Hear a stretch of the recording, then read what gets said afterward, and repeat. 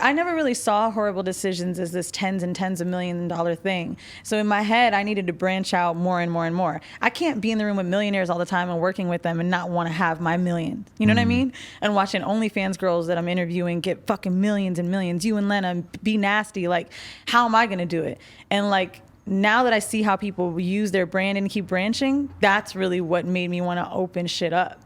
Like, I can only talk and suck dick for so long, bro. I'm going to get tired of shit. That's what I actually kind of find impressive about your podcast is that you guys stay excited and interested about it, because a lot of times when I'm watching like fucking different podcasts in the hip hop sort of realm, I'm like, can y'all just stop talking about dating, like the politics of dating, or like, oh, do you think that when a guy goes out that he should pay for the girl's food? It's like, dude, oh I my can't God, hear that one more time. are you guys really gonna fucking talk about this again? Oh my God. Like, I know I'm 37, so it's just an old conversation to me. Maybe if you're 21, it's a lot more interesting, but I just feel like so much of this relationship talk is so boring in the podcast world now. It is. And I think that we need to start, if we're, what Mandy and I are able to do, because people thought we would run out a long time, we keep reinventing that conversation with new people. I've had how many threesomes, how many threesome conversations. Mandy's talked about the sex club over and over, but we can keep bringing people and their experiences, and that's new and exciting. Like, we just interviewed a couple, a black dude and an Asian chick, about their cuckold relationship and him watching her and how they met. Like, that shit is interesting. Yes, we've told you what a cuckold is before, but now we're seeing it with them. And then maybe we might bring another one and their dynamic is different. And when you can bring on people to share their journey, it's the same shit. You have a music pod, right? Yeah. I would say. Yeah. I would say like music, society, culture, whatever the genre music, is. but yeah. So it's like, yeah, it's the rappers over and over, but something's different with each one. Yeah. You know what I mean? Or like hoes, but they like fucking a new Tristan Thompson every week. So It's true. But like, okay, like, I really enjoyed the Kevin Samuels interview we did, but I just can't listen to another evaluation of another woman's dating situation. Like, you had Kevin Samuels on? Yeah. And I think he's a terrible person. Okay, we can talk about that. But I just have a lot of friends who like watch this shit over and over. And I'm like, bro, at a certain point, don't you feel like you've just learned enough about like unhappy women who are like having a hard time dating? It's not like the clips at first to me, like they were jarring to see, but like building a brand on shitting on black girls, like I don't like that. You really think that's what it is though? 100%. I think some of the advice has been I would say conducive, but like for the most part, like no, your most viral and salacious shit is really talking about women badly. Right. And like, I don't like that. Like, but don't you think that like the women that he's shitting on, like they deserve it? No. Really? No, I don't. I think like the point that I was so easily able to call from the Kevin Samuels thing was just like, these women are being raised to not understand what the fuck is going on. Like they just really telling girls they're fat, looking like a linebacker, shit like that. Like that's fucking nuts. The women that he says that to are the women who think that they're gonna get some. Like I've seen these women who are like 300 pounds saying that they deserve a guy who's making $1 million a year and shit. And it's like, that's not gonna happen for you. Like you are crazy for thinking that this is how the world works. And for him to have to even tell them that is pretty shocking to me. It's just shocking to watch him speak that way because I don't really see the caliber of woman he could get. Like I don't find But why does it have to go to that right away? I think the thing that's shocking it goes to that right away because you do need to be exemplary of what you're saying to people. I'm not listening. That's what the Donald Trump bullshit was. Right, but he dresses very well. You can't tell us how we need to be a country that's this, and that when your shit is fucked up and you could barely be eloquent. Right. Like, don't tell me that I deserve a person who looks like this when like Kevin Samuels is 6.5, 7. Right, but the thing about Kevin Samuels is that it's not about him. It's like, number one, like, yes, he dresses nice and he came in here with an attractive woman and stuff. So he's doing what he can to paint the picture. But I think that the main thing that his content points out is just how women have had their hand held through life so much and are so not used to being told what's real. And on the other hand, it's like, if you're a fat dude who's ugly and is not going to get any pussy, I mean, it's just, the world is lining up to let you know that you ain't shit. And a lot of these women, they fat figure guys it, get fucked. That's not true. They figure it out at like 35 that they're just not, the world is just not as accommodating as they've been told their whole life. And now we have Kevin Samuels to let them know. And I think that he's actually doing important work. I can't wait for Dr. Umar to get his ass. I really hope they get him. But Dr. Umar's living in a fantasy world. Kevin talks about real shit. How is Dr. Umar in a fantasy? because he kind of relies on these like fake arguments too of being like, you say mean things to black women. It's not really about that. No, Dr. Umar is like way deep. Mind you, he's super homophobic, and I can't even believe I'd be sticking up for him like this. But like, Right.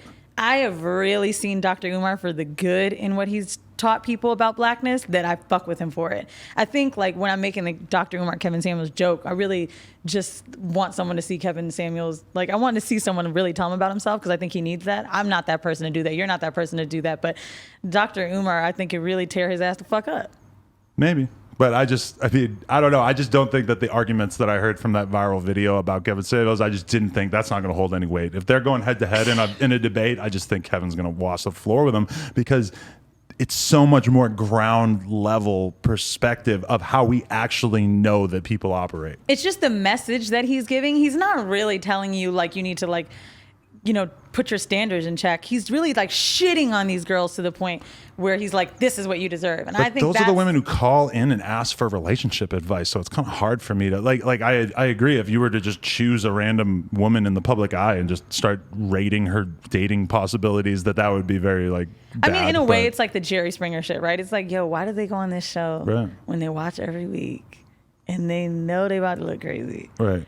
But I don't know. Maybe it's hard for me because of the age. Maybe because they're black women. Like, I just feel like every clip I've seen when he's shitting on a girl, they're black. And like, that's really hard for me to watch. I feel like that's just his audience, because I feel like he would be eager to talk shit to a white woman. It might. You think so? I don't really see like, I don't think it's like racialized, besides the fact that he just has a largely black audience. Well, I just mean the viral clips of like, you know, you calling girls ugly. Like they're always. And believe me, he takes it way too far. He says the rudest, most fucked up shit I could ever think That's of. what I mean. And he knows that he's doing that, and he's going to get extra media attention from his audience for like. But see, Howard Stern, a Charlemagne, people like that can make those moments happen without being that disgusting. That's talent. What Kevin Samuels is doing is just like mean. The way that you can bring out things to people and either get them a little riled up or angry or whatever, like that's not you really, really shitting on someone for this fucking moment. That kind of shit, I don't really like that. I would never want to be in the position of having to do the kind of content that Kevin Samuels does. But actually, that's why I think it's almost kind of like brave, because Charlemagne like would never speak to a woman on his show that way. Granted, he doesn't interview just like random ass women who have nothing going for him. But I feel like he has too much of a career. He knows that his career would probably fucking torpedo if he said that kind of shit. The point, though, I think, is just to be real, just be honest. But Charlemagne doesn't need to do that. But don't you think we're in a society that really disincentivizes being honest? Is honesty calling someone a linebacker?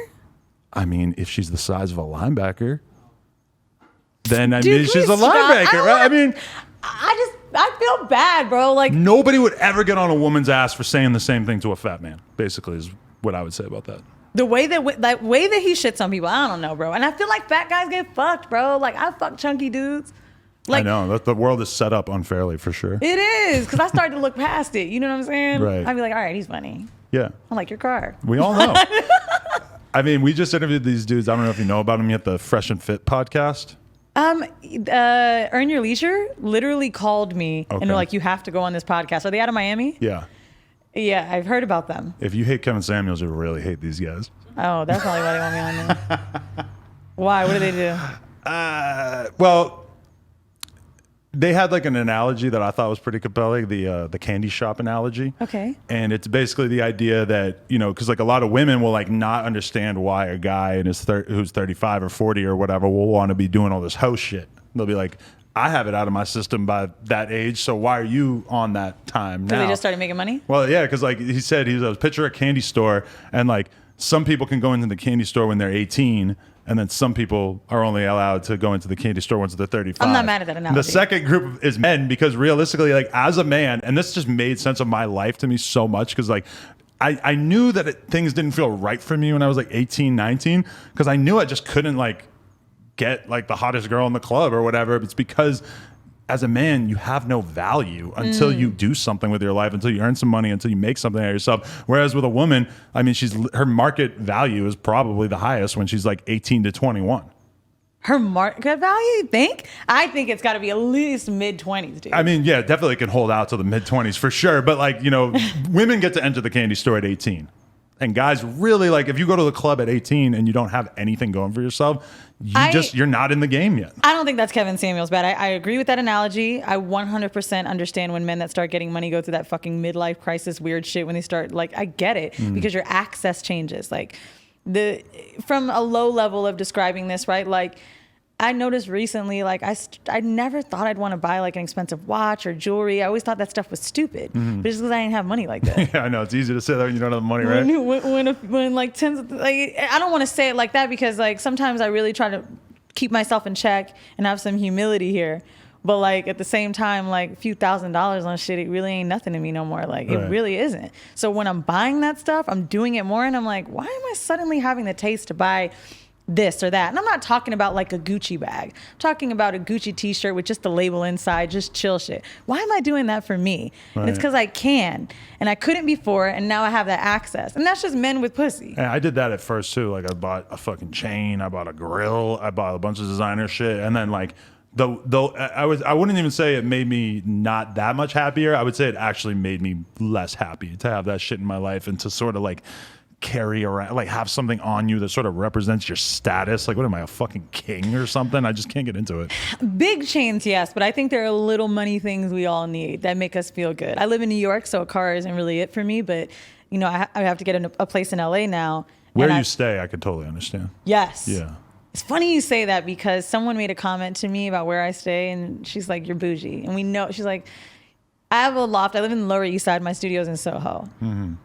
And 100%, I got that studio in Soho on purpose because I know what it means to have that shit. Like, it was cheaper to get it in Brooklyn, but I know what the fuck a black-owned studio in Soho means. And my partner got it too. Like, I want to be that bitch that has that. And it is location. You know what I mean? Like, in New York, 100%, yeah. It 100% does. And so the LA thing, right, with the car, watch, small things. Like, I've been driving around a Camry for the past few days. I mean, I don't live here, right? And I was like, yo, I gotta get a G-Wagon. Like, I gotta get some nice shit. I can't be pulling up the fucking bungalow or Soho House in this shit. And that's what's funny too, is that like you're not from here, so everyone 100% knows it's a rental, but it doesn't matter. Everybody just gets it. Dude, people are saying that. Is that true? What? Like they know it's a rental because it's not like. Well, why would you have something? Well, you're gonna ship your car from New York City to here for the weekend? No, but like I feel like people that have seen me get out of that car are like, oh, where are you from? Like, how you know I don't live here because it's a Camry? Does it have dealer plates or something? I don't know. I don't know. It just fucking looks like it's a gold one. It's champagne. It looked like you don't fit. But no, like I see the need for a nice car here. Right. And I know that that's ridiculous to say because I should be past trying to show off. But I really think I'd feel good if the car looked better. Yeah. Like I was kind of wondering where I should park in your shit.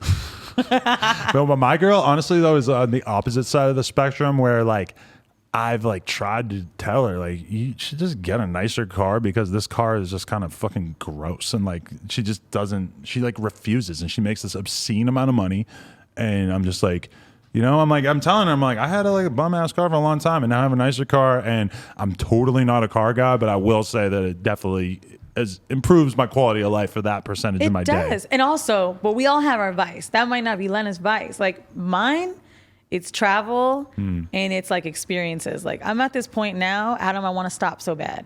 I'm not even kidding. I get to the club and if I'm not getting in, I'm buying a table. Bitches don't buy tables. But for some reason, I feel like I put my big fucking pussy in front of your face and every dude's wondering why the fuck bitches are in my shit. And I don't know why, but it's like feeding me and I eat it up. It's so stupid. Right. I should not be buying a table. But I do it because it makes me feel good. How much are we talking? I mean, you know, like 5, a little under. Okay, that's one thing. I'm permanently scarred because I listened to this podcast, which I've now mentioned like 5 times on air. So I totally apologize to everyone who's heard this. But I was listening to academics talk about going to the club in Miami, and the fucking rich billionaire kid who's like trying to be 6ix9ine's friend spent $80,000 on 2 tables for like 3 hours total at 2 different clubs. Different, Adam. When you're a billionaire, like. When I'm 100,000-aire, okay? So when you've got that much, it's nothing. Like think about how you pay for convenience right now. I was just saying this shit to Kenya the other day about how we were both talking about how we're living off a different amount of money now and can't go back.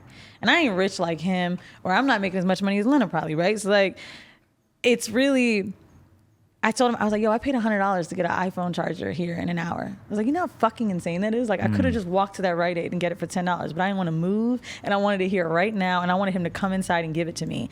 Paying for convenience like that is starting to happen to me, and that shit is wild. I don't know when that shift happened, but that's the money shit. That billionaire, to just have that conversation or that access or be a fan, that was nothing to him. Yeah. It's just like where the money is.